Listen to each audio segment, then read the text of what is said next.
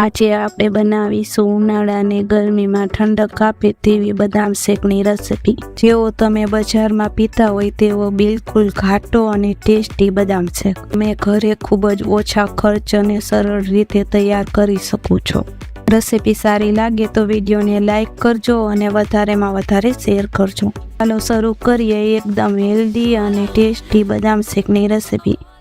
અહીંયા મેં બદામને ઓવરનાઇટ પલાળીને લીધી હતી અને જો તમારે ઇન્સ્ટન્ટ બદામ શેક બનાવવો હોય તો થોડા ગરમ પાણીમાં 10 થી 15 મિનિટ સુધી પલાળી દેવાની, તો બદામની છાલ એકદમ આસાનીથી અલગ થઈ જશે। તો આપણે આ રીતના બધી બદામની છાલ અલગ કરી લેશું। હવે છાલ કાઢેલી બદામની પેસ્ટ તૈયાર કરી લેશું। બદામને મિક્સર જારમાં એડ કરીશું। બદામની એકદમ સરસ પેસ્ટ તૈયાર થાય તે માટે તેમાં 1 ચમચા જેટલું દૂધ ઉમેરીશું અને આની આપણે પેસ્ટ બનાવી લેશું।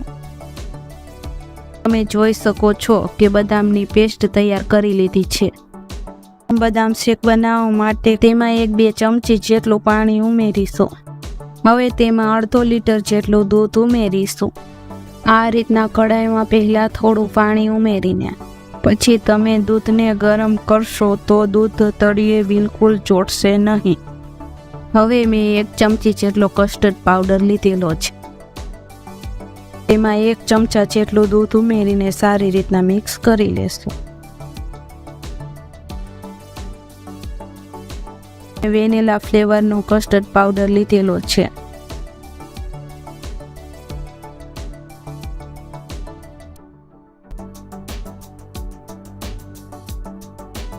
હવે દૂધ ગરમ થઈ ગયું છે।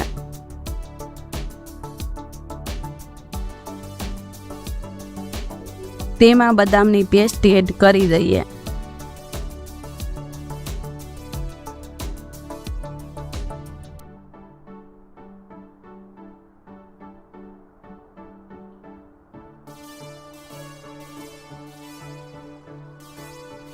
આ રીતના 3-4 મિનિટ પછી દૂધમાં બબલ આવવા લાગે ત્યારે ડ્રાયફ્રૂટ ઉમેરી દઈએ।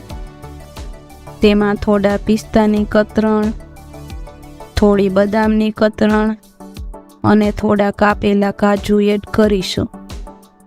એને સારી રીતના હલાવીને મિક્સ કરી દેશું। અહીંયા તમે ડ્રાયફ્રૂટ તમારા પસંદ પ્રમાણે વધારે કે ઓછા ઉમેરી શકો છો।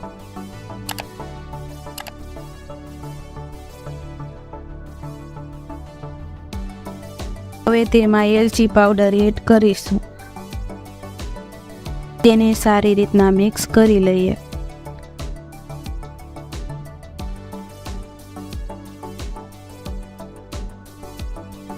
દૂધ ઉકળવા લાગ્યું છે। દૂધમાં આ રીતના બબલ આવવા લાગે ત્યારે એમાં 1 વાટકી ખાંડ એડ કરીશું। ખાંડ તમે તમારા ટેસ્ટ પ્રમાણે વધારે કે ઓછી કરી શકો છો। ખાંડ ઉમેરીને દૂધને થોડી વાર ઉકળવા દેશું। સાઈડ પર મલાઈ બનતી જતી હોય તેને સાથે સાથે મિક્સ કરતા જાશું। હવે તમે જોઈ શકો છો કે 2 થી 3 મિનિટમાં દૂધ ઘાટું થઈ ગયું છે।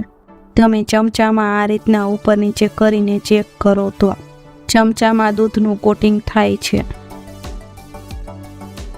તો બસ આટલું જ દૂધ ઘાટું થઈ જાય પછી તેમાં તૈયાર કરેલું કસ્ટર્ડ પાવડરનું દૂધ એડ કરીશું।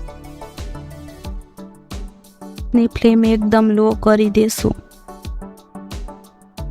તેને તરત જ ચલાવતા રહેવું અને ફટાફટ મિક્સ કરી લેશું।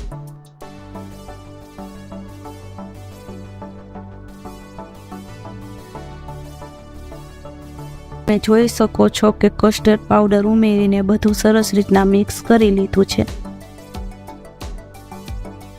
હવે તેને મીડિયમ ગેસ પર 2 થી 3 મિનિટ ચલાવતા રહેશું અને તેને ઉકળવા દેશું। તો હવે એકદમ સરસ રીતના બદામ શેક તૈયાર થઈ ગયો છે। તો હવે ગેસની ફ્લેમ બંધ કરી દેશું। બિલકુલ બજારમાં પીતા હોય એ જ રીતનો એકદમ ઘાટો આ શેક બન્યો છે। તેને થોડી વાર રૂમ ટેમ્પરેચર પર ઠંડુ થવા દેશું। તમે જોઈ શકો છો કે એકદમ ઘાટો અને પરફેક્ટ બદામ શેક બન્યો છે। તો હવે એકદમ ઘાટો અને ક્રીમી બજારમાં મળે તેવો આ બદામ શેક તૈયાર છે. તમને આ બદામ શેકની રેસિપી કેવી લાગી કમેન્ટ કરીને જરૂર જણાવો. જો રેસિપી સારી લાગી હોય તો વિડીયોને લાઈક કરજો અને વધારેમાં વધારે શેર કરજો અને ચેનલને સબસ્ક્રાઈબ કરીને બેલ આઇકનનું બટન દબાવી દેજો. ફરી મળીએ એક નવા વિડીયો સાથે. Thank you for watching.